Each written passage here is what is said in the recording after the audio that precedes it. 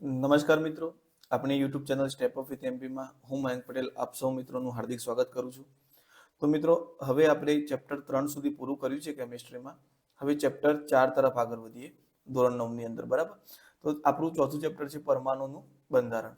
Okay, તો હવે આપણે આગળ વધીએ આ ચેપ્ટરની અંદર. તો સૌથી પહેલા આપણે આ ચેપ્ટરનો સારાંશ જોઈશું, બરાબર. શું શું કયા કયા ઇમ્પોર્ટન્ટ ટોપિક છે, બરાબર. એ ટોપિકની ચર્ચા કર્યા બાદ આપણે આના લગતા MCQs ની વાત કરીશું. મિત્રો, ટોપિકની ચર્ચા એટલા માટે જ્યારે આપણે પ્રિલિમ્સ તૈયારી કરી રહ્યા હોય ત્યારે આપણે ચેપ્ટરના મેન પોઈન્ટ આપણને ખ્યાલ હોય તો એના લગતા ક્વેશ્ચનને આસાનીથી આપણે કનેક્ટ કરી શકીએ. ઓકે, ચલો. તો આપણું ચેપ્ટર છે પરમાણુનું બંધારણ. ઓકે, તો જુઓ મિત્રો, શરૂઆતમાં એવું માનવામાં આવતું હતું કે ભાઈ જે પરમાણુ છે એ ડાલ્ટને કીધું કે ભાઈ પરમાણુ છે એ અવિભાજ્ય કણ છે, બરાબર. કેવું કણ છે? અવિભાજ્ય કણ. આવું ડાલ્ટને કીધું હતું, બરાબર. પણ ત્યાર પછી જયારે ખબર પડી કે પરમાણુની અંદર તો ઇલેક્ટ્રોન છે, પ્રોટોન છે, ન્યુટ્રોન છે. ઓકે, તો એ બધું આપણે આ ચેપ્ટરની અંદર અભ્યાસ કરીશું. તો જુઓ, સૌથી પહેલા ઇલેક્ટ્રોનની શોધ નથી થઈ, પ્રોટોનની નથી થઈ કે ન્યુટ્રોનની નહોતી થઈ. એ વખતે સૌથી પહેલા ગોલ્ડસ્ટીને ઈસવીસન 1986 ની અંદર એવું કીધું કે ભાઈ આની અંદર ધન વીજભારિત કિરણો છે, બરાબર. ખાલી એને એટલું જ કીધું હતું કે આની અંદર ધન વીજભારિત વિકિરણો હોય છે. ત્યાર પછી રુધરફોર્ડે સાબિત કર્યું કે આ ધન વીજભારિત કિરણોની અંદર ધન આયનો રહેલા છે એવું ત્યાર પછી રુધરફોર્ડે સાબિત કર્યું હતું. ઓકે, તો જુઓ, ત્યાર પછી ઇલેક્ટ્રોને કીધું, ઇલેક્ટ્રોન માટે જે થોમ્સને કીધું કે ઋણ વીજભાર ધરાવે છે, બરાબર. અને અંદર રહેલો પ્રોટોન ધન વીજભાર, જેનું દર લગભગ ઇલેક્ટ્રોન કરતા 2000 ગણું હોય છે.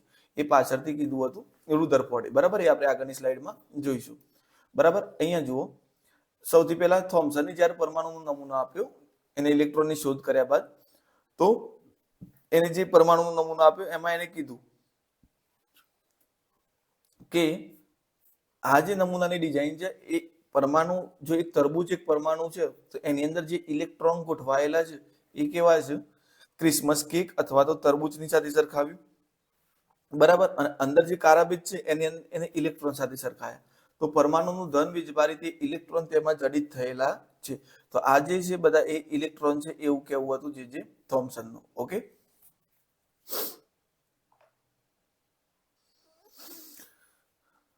તો વર્ષ 1987 ની અંદર ઇલેક્ટ્રોનની શોધ કરી, બરાબર, જે થોમ્સને. ઓકે, તો એક આ ખાસ યાદ રાખજો, 1987 ની અંદર ઇલેક્ટ્રોનની શોધ થઈ. હવે એનું કેવું એવું હતું કે ભાઈ ઋણ વીજભાર અને ધન વીજભાર અંદર સમાન માત્રામાં આવેલા છે. એને એમ કીધું કે આખું જે તરબૂચ છે ધન વીજભારનું ભરેલું છે અને એની અંદર જે બીજ આવે ત્યાં આગળ ઋણ વીજભારો છે. ઓકે, પણ બંનેની માત્રા સમાન છે, તેથી તે તટસ્થ હોય છે. તટસ્થ એને એટલા માટે કહેવું પડ્યું કે જો એ કોઈ એક વીજભાર ધરાવતો હોય, બરાબર, તો એ સ્થાયી રહી શકે નહીં, બરાબર. એટલે એને એવું રજૂ કર્યું કે ભાઈ અંદર જે બધો લાલ ભાગ છે એ આખું ધન વીજભાર છે, તો અંદર જે કારા બીજ છે, બરાબર, એ રહે ઋણ વીજભાર છે. ઓકે, ચલો આગળ જઈએ. ત્યાર પછી એર્નસ્ટ રુધરફોર્ડે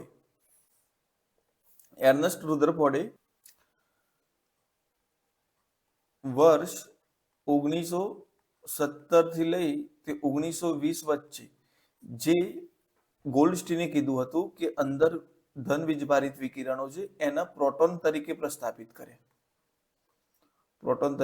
પ્રસ્થાપિત કર્યા અર્નેસ્ટ રુધરફોર્ડે, બરાબર. એને પ્રયોગ કર્યો, એને એક સોનાની વરખ લીધી અને એની અંદરથી લગભગ 12,000 જેટલા આલ્ફા કિરણો પસાર કર્યા.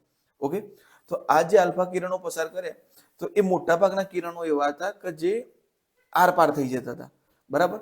તો મોટાભાગના કણો સોનાની વરખમાંથી સીધા પસાર થઈ ગયા. થોડાક કણો અમુક અંશે અથડે બીજા ખૂણો બને અથડે રિટર્ન થયા. ફક્ત એક જ કણ હતું 12,000 માંથી કે જે અથડાઈને પાછો ફર્યો, એ પણ 180 અંશના ખૂણે. મતલબ આ પરમાણુ છે, બરાબર. આ એનો પ્રોટોન છે. તો અહીંયાથી મોટાભાગના જે આખા બધા પરમાણુ હતા આ રીતે. ઓકે, અહીંયા હું થોડું ફરીથી તમને ક્લિયર કરાવડાવું.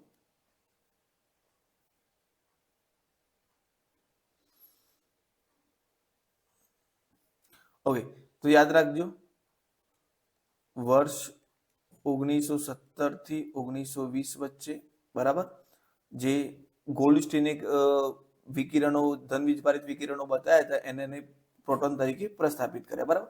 હવે પ્રયોગ કેવી રીતે કર્યો? આને આ રીતે આખી સોનાની વરખ લીધી, એટલે અંદર આ રીતે પરમાણુ ગોઠવાયેલા હોય, બરાબર. તો આને લગભગ 12,000 કિરણો પસાર કરે. ઓકે, તો આ રીતે બધા કિરણો મોટા ભાગના તો આરપાર થઈ ગયા. અમુક અહીંયા જે અંદરના ઇલેક્ટ્રોન રહેલા હોય ને અથડાઈને અમુક કોણે વિચલન પામી પાછા ફર્યા. ફક્ત અમુક જ કિરણો હતા કે જે અંદરના કેન્દ્રને અથડાઈને એને પથ ઉપર 180 ડિગ્રી એને પથ ઉપર પાછા ફરે. બરાબર, તો એક જ 12,000 એક જ કણ એવો નીકળ્યો કે જે એને પથ ઉપર પાછો ફર્યો.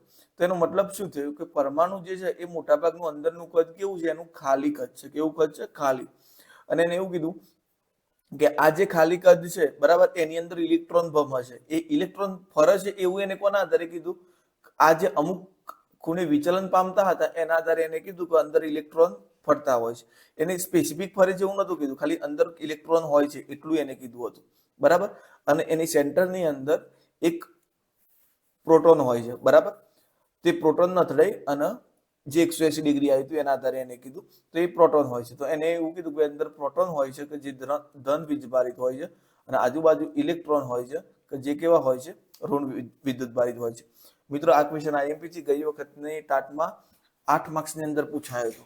બરાબર, તો તમે કશું નહીં તો ખાલી એક આકૃતિ પ્રોપર દોરી દો, બુકની આકૃતિ દોરજો. આ તો મેં ખાલી સમજવા માટે અહીંયા કીધીશ તમને. બરાબર, તો એ બુકની આકૃતિ દોરશો ને એટલે તમને વધારે પડતું પ્રોપર ખ્યાલ આવશે. ચલો આગળ વધીએ. હવે રુધરફોર્ડનો નમૂનો, તો મોટાભાગના પરમાણુનો મોટો ભાગ ખાલી હતો. પરમાણુનું બધું દર તેના કેન્દ્રમાં સમાયેલું છે. આ એનું દર ક્યાં છે? બધું ન્યુક્લિયસની અંદર. ન્યુક્લિયસ એટલે કે પ્રોટોનની અંદર. ઓકે, સોરી, ન્યુક્લિયસ એટલે કે પ્રોટોન અને ન્યુટ્રોન. બરાબર, પ્રોટોન અને ન્યુટ્રોન એ બંને ભેગા થઈને ન્યુક્લિયસ બનાવશે. કેન્દ્રનું કદ પરમાણુના કદની સાપેક્ષે ઘણું નાનું હોય છે. જો પરમાણુ હશે એની કમ્પેરિઝનલી કેન્દ્રનું કદ ઘણું નાનું હોય છે. પણ અહીંયા એક એની મર્યાદા હતી. એને શું કીધું કે વર્તુળાકાર કક્ષામાં પરિભ્રમણ કરતો ઇલેક્ટ્રોન પ્રવેગિત થાય તો ઉર્જા ગુમાવે. હવે એનું કહેવું એવું હતું કે અહીંયા જે ઇલેક્ટ્રોન છે એ ગતિ કરતો રહે છે. એવું નતું કીધું કે કક્ષામાં ગતિ કરે છે, ફક્ત એવું કીધું કે અંદર રહેલું ઇલેક્ટ્રોન ગતિ કરતું રહે છે. હવે કોઈ પણ વસ્તુના આપણે વિજ્ઞાનના દ્રષ્ટિકોણથી જુઓ તો કોઈ પણ વસ્તુ ગતિ કરતી હોય તો સામાન્ય વાત છે કે એને ઉર્જાની જરૂર પડશે. અને એ ઉર્જા જો એ પરમાણુની વાપરશે તો એક સમય એવો આવશે કે પરમાણુ સ્થાયી નહીં રહી શકે, એ નાશ પામશે અથવા તો એની બધી ઉર્જા વપરાઈ જશે. તો આ એક વૈજ્ઞાનિકોનો મોટો પ્રશ્ન નડતો હતો. તો ત્યાર પછી આયા વૈજ્ઞાનિક બોહર. બોહરે એવું કીધું કે આ જેમ સૂર્યની આજુબાજુ પૃથ્વી ફરે છે એ જ રીતે ઇલેક્ટ્રોન ખરા એ બધા પ્રોટોનની આજુબાજુ એટલે ન્યુક્લિયસ કે જેમાં પ્રોટોન અને ન્યુટ્રોન બંનેનો સમાવેશ થાય છે. આ જો તમારો ન્યુક્લિયસ છે, બરાબર, એ નિશ્ચિત કક્ષામાં ફરે છે. ઓકે, તો રુધરફોર્ડની મર્યાદા દૂર કરવા નિલ્સ બોહર છે મિત્રો અહીંયા નવો નમૂનો રજૂ કર્યો. ઇલેક્ટ્રોન સ્વતંત્ર કક્ષાઓમાં જ ભ્રમણ કરે છે, એની દરેકની પોતાની કક્ષા છે, જેથી કરીને એનર્જી વેસ્ટ થતી નથી. બરાબર, આ કક્ષાઓમાં ભ્રમણ કરતી વખતે ઇલેક્ટ્રોન ઉર્જાનું ઉત્સર્જન કરતા નથી. બરાબર, આ કક્ષાનું ઉર્જા સ્તર કહે છે, જેની અનુક્રમે એને નામ આપ્યું. પહેલી કક્ષાને કે નામ આપ્યું, બીજીને એલ આપ્યું, ત્રીજીને એમ આપ્યું અને ચોથીને એન આપ્યું. બરાબર, તો એન બરાબર 1 2 3 4 આ રીતે એને પ્રસ્થાપિત કરે. બરાબર, ત્યાર પછી ન્યુટ્રોનની શોધ કરી ચેડવિકે ઈસવીસન 1932 ની અંદર. યાદ રાખજો મિત્રો, ઇલેક્ટ્રોનની શોધ થઈ 1897 ની અંદર. બરાબર, ત્યાર પછી પ્રોટોનની શોધ થઈ 1917 થી 20 ની વચ્ચે. બરાબર, ત્યાર પછી ન્યુટ્રોનની શોધ થઈ 1932 માં. ગોલ્ડસ્ટીને 1886 ની અંદર ધન વીજભારિત વિકિરણો પકડ્યા હતા. ઓકે, 1932 માં જે ચેડવિક દ્વારા થઈ વિદ્યુતભાર. હવે ન્યુટ્રોનનો વિદ્યુતભાર કેવો છે? એ બિલકુલ વીજભાર રહિત છે. ન્યુટ્રોન જોડે કોઈ વિદ્યુતભાર નહીં. પ્રોટોન જોડે પ્લસ છે, અહીંયા ઇલેક્ટ્રોન જોડે માઇનસ છે. જ્યારે ન્યુટ્રોનની વાત કરીએ તો એ વીજભાર રહિત છે, એટલે ન્યુટ્રોનને આપણે આ રીતે દર્શાવીએ છીએ. ઇલેક્ટ્રોન ઋણ વીજભારિત છે એટલે આ રીતે, અને પ્રોટોન ધન વીજભારિત છે એટલે એને P+ થી દર્શાવીએ છીએ. બરાબર, હવે એનું વજન કેટલું હોય છે? તો જેટલું પ્રોટોનનું વજન હશે એટલું જ ન્યુટ્રોનનું વજન હશે. બરાબર, એની સંજ્ઞા n વડે દર્શાવાય છે. એનું સ્થાન ક્યાં આવેલું છે? તો પરમાણુના કેન્દ્રમાં. દર પ્રોટોનના દર જેટલું જ. બરાબર, એની સંજ્ઞા n વડે દર્શાવાય છે. અને કોઈ પણ પરમાણુનું દર નક્કી કરવું હોય તો એની અંદર રહેલા પ્રોટોન અને ન્યુટ્રોનના દરનો સરવાળો થાય એટલે જે તે પરમાણુનો દર નક્કી થાય. ઓકે, તો આ પરમાણુ છે તો આની અંદર રહેલા જેટલા પણ પ્રોટોન છે અને જેટલા પણ ન્યુટ્રોન છે એ બધાનો સરવાળો કરીએ એટલે આપણને જે તે ન્યુટ્રોન, બરાબર, જે તે પરમાણુનો દર આપણને મળી જાય. ઓકે, આગળ હવે બોરે મિત્રો એક આ ખાસ વસ્તુ નોટ ડાઉન કરજો. બોરે 3 રૂલ્સ આપ્યા કે ભાઈ મહત્તમ ઇલેક્ટ્રોન સંખ્યા, તમે જેથી કક્ષા સુધી જશો ને તો મહત્તમ ઇલેક્ટ્રોન સંખ્યા કેટલી હશે? 2n². જેમ કે તમે અહીંયા પહેલી કક્ષા લેશો n બરાબર 1 કી કક્ષા, તો 1 નો વર્ગ મેક્સિમમ કેટલા ઇલેક્ટ્રોન સમાશે? 2. જો બીજી કક્ષા લેશો તો 2 નો વર્ગ 4 ને 4 દુ 8, 2n² પ્રમાણે, બરાબર. તો આમાં કેટલા સમાશે? 18. અને m સેલમાં જશો તો 18 સમાશે, બરાબર. હવે n સેલમાં જઈએ મિત્રો, તો n સેલમાં જશું તો n બરાબર 4 આવશે, તો 2 4 નો વર્ગ 16, 16 દુ 32 ઇલેક્ટ્રોન સમાશે. ઓકે, પણ એક બીજો નિયમ છે કે સૌથી બહારની કક્ષામાં તો 8 જ ઇલેક્ટ્રોન આવે. હવે આપણને પ્રશ્ન થાય કે ચલો ભાઈ મેં 4 કક્ષાઓ લીધી, પહેલી કક્ષામાં 2 ઇલેક્ટ્રોન આવ્યા, બીજી કક્ષામાં 8 આવ્યા, ત્રીજીમાં 8 આવ્યા અને ચોથીમાં 8 આવ્યા, તો આ તો 24 જ થયા. પણ અહીંયા શું કહે છે કે 2n² પ્રમાણે જોવા જઈએ આપણે તો 32 ઇલેક્ટ્રોન સમાય છે. તો મિત્રો અહીંયા ખાસ ધ્યાન આપજો, અહીંયા જે ખેલ છે ઉર્જાનો ખેલ છે, એ આપણે ધોરણ 11 ની અંદર ડીપમાં ભણવાનું આવે છે. હાલ પૂરતું એટલું યાદ રાખજો, ઉર્જા આપવામાં આવે તો ઇલેક્ટ્રોન સમાઈ શકે, પણ એ મહત્તમ એની સંખ્યા આપેલી છે, મહત્તમ 32 ઇલેક્ટ્રોન આવશે, એનાથી વધારે આવશે નહીં. એટલે હાલ પૂરતું આપણે ખાલી એટલું 2n² સૂત્ર જ યાદ રાખવાનું છે, બીજું કઈ યાદ રાખવાનું નથી. અને બીજું સૌથી બહારની કક્ષામાં ફક્ત 8 ઇલેક્ટ્રોન આવશે, આપણે આગળના ચેપ્ટરની અંદર ચર્ચા કરી હતી સંયોજકતાની અંદર, બરાબર. અને બીજું ખાસ નિયમ, જ્યાર સુધી અંદરની કક્ષા નહીં ભરાય ત્યાર સુધી બહારની કક્ષા ભરાશે નહીં. જેમ કે અહીંયા વાત કરીએ આપણે સોડિયમની વાત કરીએ, બરાબર. તો સોડિયમની વાત કરીએ તો સોડિયમનું અહીંયા દોરું છું, તો સોડિયમના પરમાણુ ક્રમાંક 11 છે, તો પહેલી કક્ષામાં 2 ઇલેક્ટ્રોન આવશે, બીજી કક્ષામાં 8, એટલે કેટલા થઈ ગયા? 10. તો જ્યાં સુધી બીજી નહીં ભરાય ત્યાં સુધી ત્રીજી કક્ષા આવશે નહીં. ઓકે, પછી એવું ના થાય કે અહીંયા 7 હોય ને અહીંયા 2 હોય, બરાબર.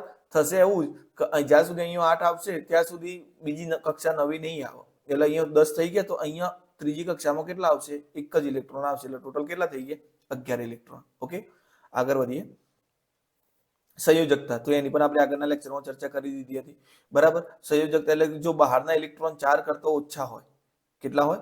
4 કરતા ઓછા, તો બહારના ઇલેક્ટ્રોન, સોડિયમની વાત કરીએ અહીંયા, તો સોડિયમનો પરમાણુ ક્રમાંક 11 છે, તો આ 4 કરતા ઓછા છે, તો એની સંયોજકતા કેટલી થઈ? 1. સોડિયમ પછી મેગ્નેશિયમની બાહ્યતમ કક્ષામાં કેટલા ઇલેક્ટ્રોન છે? 2, તો એની વેલેન્સી કેટલી થઈ? સંયોજકતા 2. એલ્યુમિનિયમની બાહ્યતમ કક્ષામાં કેટલા છે? 3, તો એની સંયોજકતા કેટલી થઈ? 3. ત્યાર પછી વાત કરીએ ક્લોરીનની, તો ક્લોરીન છે, પછી સલ્ફર છે, બરાબર. તો સલ્ફરનો પરમાણુ ક્રમાંક કેટલો છે મિત્રો? 16, તો એની બાહ્યતમ કક્ષામાં કેટલા ઇલેક્ટ્રોન છે? 6 ઇલેક્ટ્રોન છે. ઓકે, ફોસ્ફરસમાં 15 ઇલેક્ટ્રોન છે. તો અહીંયા જુઓ, જો 4 કરતા મોટા હોય તો તમારે શું કરવાનું? 8 માઇનસ બહારના ઇલેક્ટ્રોનની સંખ્યા, તો આ બધામાં 6 છે ને 5 છે, તો 8 માંથી બાદ કરી દેવાના, તો 8 માંથી 6 જાય તો 2 અને 8 માંથી 5 જાય તો 3, બરાબર. તો આ એમની સંયોજકતા થશે. એટલે સંયોજકતા તમને મોટા ભાગે 1, 2, 3 અને બહુ મેક્સિમમ 4 સુધી મળશે. ઓકે, તો જુઓ સિમ્પલ જ છે, ગણતરી અહીંયા લખેલું જ છે. બહારની કક્ષામાં હોય 1, 2, 3 ઇલેક્ટ્રોન હોય તો એની સંયોજકતા અનુક્રમે 1, 2, 3 જ થાય. જો 5, 6, 7, 8 હોય તો 8 માંથી અનુક્રમે 5, 6, 7, 8 નો બાદ કરી દઈએ એટલે આપણને 3, 2, 1 એવી સંયોજકતા મળશે, બરાબર. સંયોજકતા આપણે આગળના લેક્ચરની અંદર બરોબર ચર્ચા કરી લીધી છે અને એનો ઉપયોગ પણ કર્યો છે, બરાબર. સંયોજકતાની વ્યાખ્યા પણ આપી છે કે પરમાણુની અન્ય પરમાણુઓ સાથે સંયોજવાની ક્ષમતા આ બાહ્યતમ કક્ષામાં રહેલા ઇલેક્ટ્રોન પરથી નક્કી થાય છે. ચલો આગળ વધીએ. પરમાણુય ક્રમાંક અને દરાંક એ કેવી રીતે નક્કી થાય છે મિત્રો? એનો ઉપયોગ તો આપણે આગળના લેક્ચરની અંદર કરી દો, પણ જુઓ પહેલા તો યાદ રાખજો, નંબરને Z વડે દર્શાવાય છે અને માસ નંબરને A વડે દર્શાવાય છે. ઓકે, તો પરમાણુ ક્રમાંક કેવી રીતે નક્કી થાય છે? તો પરમાણુ ક્રમાંક નક્કી થાય છે એના પ્રોટોનની સંખ્યાના આધારે, બરાબર. અને દરાંક નક્કી થાય છે પ્રોટોન અને ન્યુટ્રોન, એટલે કે ન્યુક્લિયસ જે છે એની અંદર જેટલા કણો રહેલા છે એના આધારે, બરાબર. તો પરમાણુના કેન્દ્રમાં રહેલા પ્રોટોનની કુલ સંખ્યા એટલે પરમાણુય ક્રમાંક, પરમાણુય દરાંક એટલે પરમાણુના કેન્દ્રમાં રહેલા પ્રોટોન અને ન્યુટ્રોનની કુલ સંખ્યા. અને પ્રોટોન અને ન્યુટ્રોનને સામાન્ય રીતે ન્યુક્લિયસ કહેવામાં આવે છે. ઓકે, ચલો આગળ વધીએ. એની સંજ્ઞા દર્શાવી હોય તો તમે આ રીતે દર્શાવી શકો, x બરાબર, પછી Z અને A. મતલબ તત્વ હશે અહીંયા આવશે તો અહીંયા N આવી ગયું, નાઇટ્રોજન, બરાબર. એનો પરમાણુ ક્રમાંક 7, નીચે આવશે Z અને ઉપર આવશે દરાંક. આ રીતે કોઈ પણ તત્વને દર્શાવવામાં આવે છે. ઓકે, આગળ વધીએ હવે. સમસ્થાનિકો, તો સમસ્થાનિકો કોણ કહેવાય? તો મિત્રો ઝેડ સમાન હોય, પરમાણુ ક્રમાંક કેવો હોય? સમાન, પરંતુ એ પરમાણુ દરાંક કેવો હોય? અસમાન હોય. આવા તત્વોને સમસ્થાનિકો કહેવામાં આવે છે. જેમ કે હાઇડ્રોજનની જ વાત કરીએ તો હાઇડ્રોજનની અંદર આ બધાની અંદર જુઓ પ્રોટોન કેટલા છે? એક એક. પ્રોટોન કેટલા છે? એક એક. પણ જો તમે એમનું વજન કરવા જશો તો પ્રોટિયમ છે, ડ્યુટેરિયમ છે અને ટ્રિટિયમ છે, તો એ બધાનું દરાંક અલગ અલગ આવશે. ઓકે. ત્યાર પછી કાર્બન છે, C12, C40 જે ડેટિંગ પદ્ધતિમાં વપરાય છે, બરાબર, કાર્બન ડેટિંગ પદ્ધતિ. ક્લોરીનમાં 35, Cl35, Cl37, આ બધા સમસ્થાનિકો છે જેમના પરમાણુ ક્રમાંક તો સરખા જ રહેશે પણ એમના પરમાણુ ભારાંક જુદા જુદા હશે. ઓકે, તો આ ખાસ યાદ રાખજો મિત્રો. આને કહેવાશે સમસ્થાનિકો. પરમાણુ ભારાંક સરખા, પરમાણુ ક્રમાંક સરખા અને પરમાણુ ભારાંક એમનું દર જુદું જુદું હશે, નંબર ક્રમ એક જ હશે. ઓકે, આવા સમભારાંક આવશે કે જેમાં તત્વોના પરમાણુ ક્રમાંક જુદા જુદા હશે તત્વો, બરાબર, પણ એમના દર એક સરખા હશે. ઓકે, હવે આપણે જોયું હતું જનરલી કેવું થતું હતું કે કોઈ પણ પરમાણુ ક્રમાંક આપેલો હોય તો એનું વજન એના કરતા બમણું થતું હતું, પણ અમુક તત્વોમાં એવું નહોતું થતું. જેમ કે ક્લોરીન ની અંદર તો એનું 35 પોઈન્ટ, ક્લોરીન નો પરમાણુ ક્રમાંક કેટલો છે મિત્રો? 17 છે. કેટલો છે? 17. તો 17 દૂનું કેટલું થવું જોઈએ? 34. પણ હકીકતમાં કેટલું થતું હતું? 35.5. તો જ્યારે કુદરતમાં ક્લોરીન મળી આવે છે આપણને, ત્યારે 75% જે ક્લોરીન મળે છે એનું પરમાણુ ભારાંક 35 હોય છે અને 25% જે હોય છે એનું કેટલું હોય છે? 37 હોય છે. તો પછી એની ટકાવારીના આધારે જો તમે એનો દર કાઢશો તો તમને 35.5 યુ મળશે, બરાબર. 35.5 યુ મળશે એટલે અહીંયા સરેરાશ કાઢવું પડે. જ્યારે સમસ્થાનિકો હોય ત્યારે એમનું પરમાણુય દર સરેરાશ રીતે કાઢવું પડે. તો જો કુદરતમાં ક્લોરીન બે સમસ્થાનિક સ્વરૂપે જોવા મળે છે, Cl35 અને Cl37. Cl35 75% અને Cl37 25% જોવા મળે છે. ઓકે, તો આનો દર આપણે સરેરાશ દર વડે ગણવું પડે. તો ખાસ યાદ રાખજો કે પરમાણુય દર સરેરાશ દરના આધારે ગણવામાં આવે. કોના માટે? તો સમસ્થાનિકો માટે. ઓકે, ચલો આગળ વધીએ. સમસ્થાનિકોનો ઉપયોગ આપેલો છે મિત્રો. તો ખાસ એ યુરેનિયમનો ઉપયોગ પરમાણુ ભઠ્ઠીમાં થાય છે, કોબાલ્ટ કેન્સરની સારવારમાં થાય છે, આયોડિન ઘોટાડના રોગમાં થાય છે, એ તો આપણને ખ્યાલ જ છે, બરાબર. અહીંયા સમદર્યની વાત કરી, મેં તમને હાલ થોડી વાર પહેલા જ વાત કરી કે ભાઈ પરમાણુય ક્રમાંક જુદા હશે, અસમાન હશે, પરંતુ દરાંક કેવા હશે? સમાન. જેમ કે કેલ્શિયમની વાત કરીએ તો કેલ્શિયમનો પરમાણુ ક્રમાંક 20, 20 દુ 40, એનું વજન કેટલું થશે? 40. પણ આર્ગોનની વાત કરીએ તો આર્ગોનનો પરમાણુ ક્રમાંક 18 છે પણ એનું દર કેટલું છે મિત્રો? 40 છે. તો આને શું કહેવાશે? ક્રમ જુદા જુદા હશે, પરમાણુ ક્રમાંક જુદા હશે પણ એનું દર કેવું હશે? સરખું. તો એને શું કહેવાશે? સમદરીય કહેવાશે. શું કહેવાશે? સમદરીય. બરાબર. આગળ વધીએ તો જુઓ મિત્રો, આખાની જોઈ લઈએ આપણે સમરી. તો જુઓ, થોમ્સન તરબૂચ ઉપર નમૂનો આપ્યો, બરાબર, અને કીધું કે ભાઈ ઇલેક્ટ્રોન જે બીજ છે આખું તરબૂચ ધન બીજ પારિત હોય તો જે ઇલેક્ટ્રોન છે એ રહે, કારા બીજ છે ઇલેક્ટ્રોન છે, બરાબર, જે ઋણ બીજ પારિત છે. રુધરપોડ એ કેન્દ્રની અંદર ન્યુક્લિયસ રહેલો છે, બરાબર, ન્યુટ્રોન રહેલો છે, એવું કીધું. બોહરે શું કીધું? કક્ષાઓનું કીધું કે ભાઈ કક્ષાઓમાં ગતિ કરશે, કક્ષાઓની બહાર ગતિ નહીં કરે. ચેડવિકે ન્યુટ્રોનની શોધ કરી, બરાબર. ઇલેક્ટ્રોન ઋણ બીજ પારિત છે, પ્રોટોન ધન બીજ પારિત છે, ન્યુટ્રોન તટસ્થ છે. કક્ષામાં મેક્સિમમ ઇલેક્ટ્રોન આવશે 2n², બરાબર. દર નક્કી થશે પ્રોટોન અને ન્યુટ્રોનના આધારે. બાહ્યતમ કક્ષામાં કેટલા ઇલેક્ટ્રોન આવશે? 8 ઇલેક્ટ્રોન આવશે. સમસ્થાનિકો Z સમાન અને એ અલગ. એ એટલે કે એનું પરમાણુય દર અને Z એટલે એનો પરમાણુય ક્રમાંક. સમદરીય એટલે પરમાણુય ક્રમાંક અલગ અને પરમાણુય દર સમાન હશે, બરાબર. ઓકે, ચલો આગળ વધીએ. તો મિત્રો હવે ક્વેશ્ચન પર જઈશું આપણે. તો મિત્રો આજનો પહેલો પ્રશ્ન છે આપણો. ઓકે, ગ્રેફાઇટની સંયોજકતા ઇલેક્ટ્રોનની સંખ્યા જણાવો. જો મિત્રો અહીંયા સંયોજકતા ઇલેક્ટ્રોનની સંખ્યા કીધી છે. સંયોજકતા ઇલેક્ટ્રોન પૂછે ને એટલે બાહ્યતમ કક્ષામાં જે ઇલેક્ટ્રોન હોય એ બધા સંયોજકતા ઇલેક્ટ્રોન કહેવાય. ઉદાહરણ તરીકે જો બાહ્યતમ કક્ષામાં કેટલા ઇલેક્ટ્રોન આવી શકે? 1, 2, 3, 4, 5, 6, 7 અને 8, બરાબર. 8 ને તો આપણે કઈ ગણતરીમાં લેતા નથી, બરાબર. આને શું કહેવાય? સંયોજકતા ઇલેક્ટ્રોન. જો આની સંયોજકતા પૂછે આપણને તો આની સંયોજકતા કેટલી થશે? 1 થશે બાહ્યતમ કક્ષામાં 1 ઇલેક્ટ્રોન હોય તો, 2 હોય તો 2, 3 હોય તો 3, 4 હોય તો 4. જો 5 હોય તો 8 માંથી 5 બાદ કરી દેવાના એટલે 3, 8 માંથી 6 બાદ કરો એટલે કે 2, 8 માંથી 7 બાદ કરો એટલે કે 1 અને 8 હોય તો 0 બરાબર. જે કોઈ 8 ની સંયોજકતા તમારે કોઈ જગ્યાએ આવશે પણ નહીં. તો આ યાદ રાખજો, સંયોજકતા ઇલેક્ટ્રોન પૂછે એટલે બાહ્યતમ કક્ષામાં જેટલા ઇલેક્ટ્રોન રહેલા હોય એ. હવે ગ્રેફાઇટ, ગ્રેફાઇટ એટલે શું છે મિત્રો? કાર્બનનું અપરૂપ છે, બરાબર. હવે કાર્બનનું જ રૂપ છે તો કાર્બનનો પરમાણુ ક્રમાંક 6. હવે પહેલી કક્ષક તો 2 થી ભરાય. નિયમ શું કહે છે કે પહેલી કક્ષક 2 થી, બાકી બધી કક્ષક 8 થી ભરાશે. તો 4 માંથી 2 તો 6 માંથી 2 તો વપરાઈ ગયા, તો બીજી કક્ષકમાં કેટલા આવશે? 4.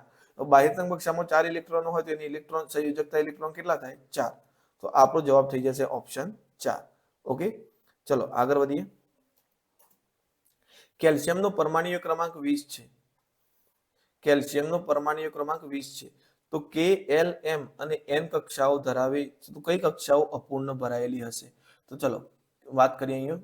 કે, એલ, એમ અને એન. પહેલી કક્ષા 2 થી ભરાય એટલે હજુ કે બીજી કક્ષા 8 થી ભરાય એટલે 2 ના 8 કેટલા થયા? 10. ત્રીજી કક્ષા 8 થી ભરાય એટલે એ પણ કેટલા થયા? 8. હવે બાકી કેટલા રહ્યા? 2 ના 8, 10 ના 8, 18.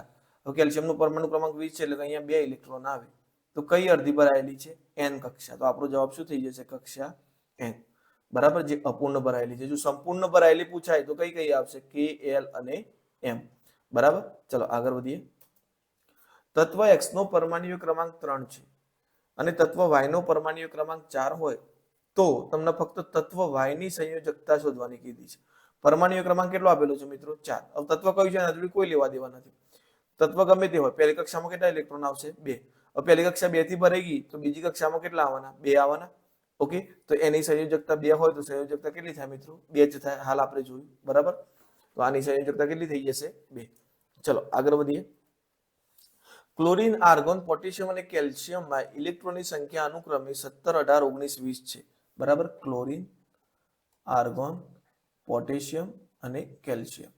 તો 17, 18, 19, 20. ત્યાર પછી એમાં ન્યુટ્રોનની સંખ્યા કીધી છે, બરાબર. ન્યુટ્રોન એટલે કે પ્રોટોન અને ન્યુટ્રોન, બરાબર, એની સંખ્યાની વાત કરી છે. કેટલી છે? 18. કારણ કે ન્યુટ્રોન અને પ્રોટોનની સંખ્યા સરખી જ હોય એટલા માટે. 18, 22, 20 અને 20. તો કઈ જોડ સમદરીય છે? તો સમદરીય એટલે કોનું વજન સરખું? જેટલા પ્રોટોન હશે એટલા શું હશે મિત્રો? બરાબર, જેટલા પ્રોટોન હશે એટલા શું હશે? ન્યુટ્રોન હશે, બરાબર. સોરી મિત્રો, જેટલા પ્રોટોન હશે એટલા ઇલેક્ટ્રોન હશે. પ્રોટોન અને ઇલેક્ટ્રોનની સંખ્યા કેવી હોય? સરખી. પ્રોટોન તો જે રહે બેલેન્સ થશે ને વીજભારની દ્રષ્ટિએ, એટલે પ્રોટોન અને ઇલેક્ટ્રોનની સંખ્યા સરખી હોય. હવે તમને આપણે વાત કરીએ. અરે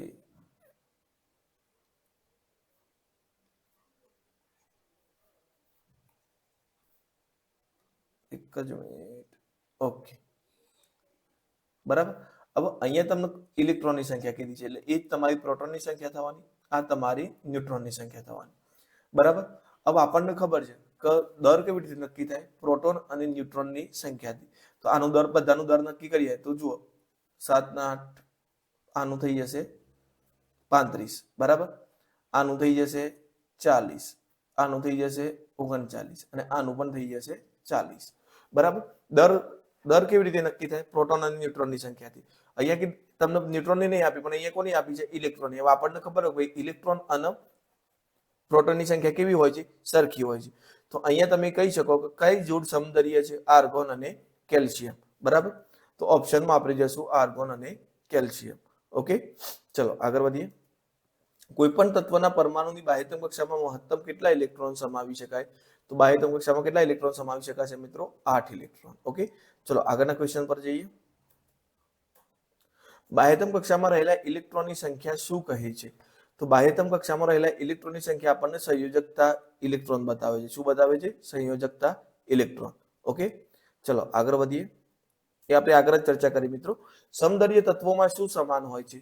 તો સમદરીય તત્વોની અંદર સમાન સંખ્યામાં પ્રોટોન અને ઇલેક્ટ્રોન હોય, સમાન સંખ્યામાં પ્રોટોન અને ન્યુટ્રોન હોય, સમાન સંખ્યામાં ઇલેક્ટ્રોન અને ન્યુટ્રોન હોય અને સમાન સંખ્યામાં ન્યુટ્રોન હોય, બરાબર. તો આમાં શું થઈ જશે મિત્રો? જવાબ આપણો વિચારો. આપણે હાલત થોડી વાર પહેલા ચર્ચા કરી, એવું લાગે તો વિડીયો પોઝ કરીને શાંતિથી વાંચીને વિચારો.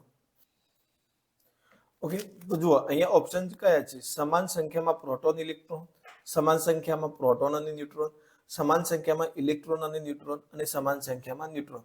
તો જુઓ મિત્રો, અહીંયા તમારે ન્યુટ્રોન તો રોલ ભજવશે જ, બરાબર, કારણ કે દરની વાત થાય ત્યારે.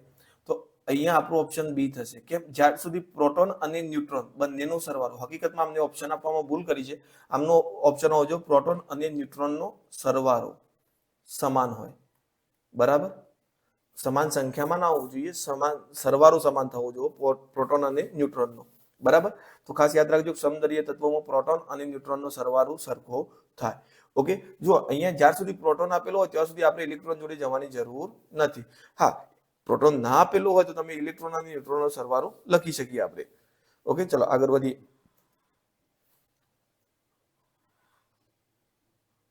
જ્યારે પરમાણુમાં આયન બને ત્યારે કયા અપરમાણુય કણની સંખ્યામાં ફેરફાર થાય છે? તો યાદ કરો મિત્રો, પરમાણુમાંથી આયન ક્યારે બનતો હતો? Na માંથી Na+ ક્યારે બનતો હતો? જ્યારે એ એક ઇલેક્ટ્રોન ગુમાવતો હતો, બરાબર. બીજું, કેલ્શિયમમાંથી Cl- ક્યારે બનતો હતો? જ્યારે એક ઇલેક્ટ્રોન મેળવતો હતો. તો કયા કણની સંખ્યામાં ફેરફાર થયો?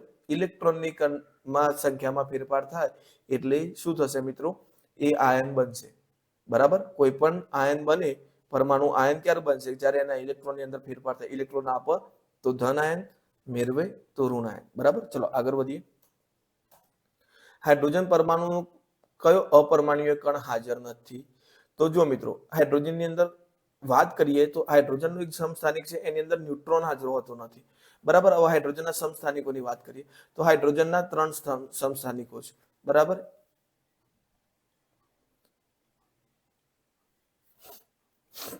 એક સેકન્ડ, હું જરાક રિમૂવ કરી દઉં, સીધું થોડું લખું.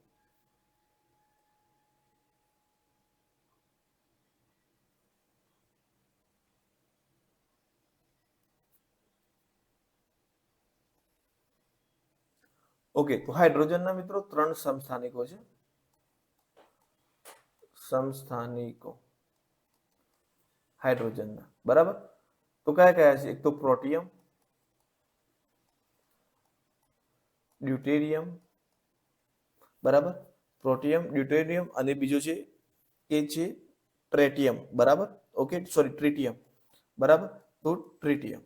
ઓકે, હવે આની અંદર પ્રોબ્લેમ શું છે મિત્રો? તો પ્રોટોનની સંખ્યા તો ફિક્સ જ છે. તો પ્રોટોનની સંખ્યા કેટલી છે? 1 1 1. પણ જો ન્યુટ્રોનની સંખ્યાની વાત કરીએ,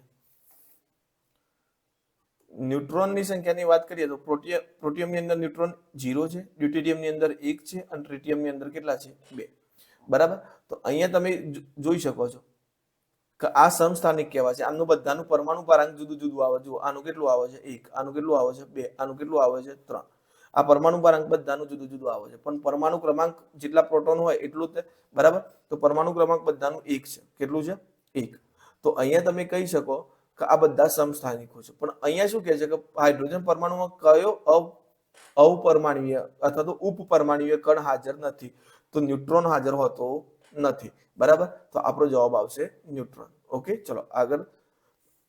તો મિત્રો અહીંયા લગભગ આપણું 30 મિનિટનું લેક્ચર થઈ ગયું છે, તો આટલા સુધી જ રાખીએ છીએ, બરાબર. નેક્સ્ટ થોડા ઘણા ક્વેશ્ચન છે એ આપણે નેક્સ્ટ લેક્ચરની અંદર લેતા આવશું. ઓકે, જો તમને વિડીયો ગમ્યો હોય તો લાઈક કરજો, ખાસ ચેનલને સબસ્ક્રાઇબ કરી દેજો મિત્રો, અને તમારા મિત્રો સુધી શેર કરવાનું ભૂલતા નહીં, બરાબર. ઓકે, તમે જેટલો શેર કરશો મિત્રો એટલો અમને પણ થોડું આનંદ આવશે, બીજું કે વિડીયો બનાવવા માટે હિંમત મળશે, અને ખાસ તમારા મિત્રોને પણ આનો લાભ મળે. ઓકે, કારણ કે પ્રિલિમ્સમાં તમને કેવું છે, તમે વાંચી તો લેશો થિયરી, ઓકે, પણ MCQs કેવી રીતે કયા આવશે એના માટે તમારા માટે આ સિરીઝ ખૂબ જ ઉપયોગી થવાની છે. તો મેક્સિમમ લોકો સુધી શેર કરો, તમારા મિત્રોને પણ કહો કે આ સિરીઝ નો એ પણ લાભ ઉઠાવે. ઓકે, તો ચલો મળીએ નેક્સ્ટ લેક્ચરની અંદર. Thank you.